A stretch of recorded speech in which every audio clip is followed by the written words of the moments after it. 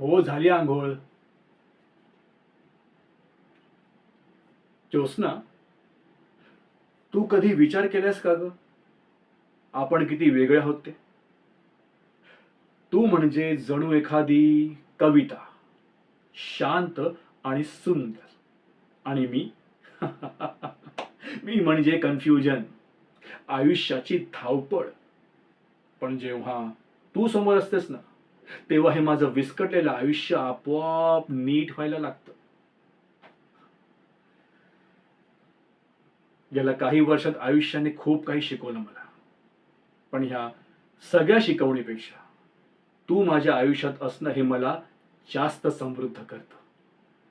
आज मी 30 वर्षांचा आहे, पण तुझ्यासोबत असताना माझ्यातलं हे लहान मूल कायम जाग असतं, ज्याला हवा असतो एक प्रेमळ स्पर्श.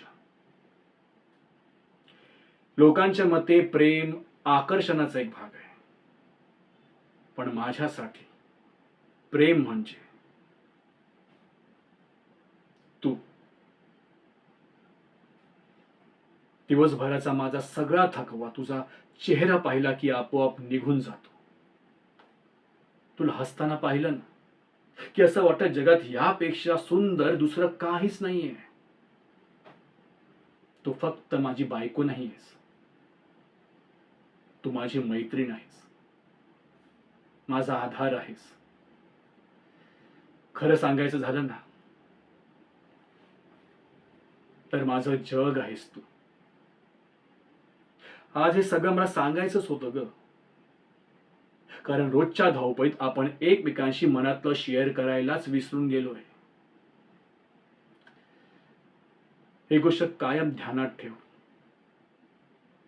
आज, उद्या, आयुष्यभर माझं हे प्रेम फक्त तुझ्यासाठीच असेल. थँक यू, थँक यू माझ्या आयुष्यात आल्याबद्दल.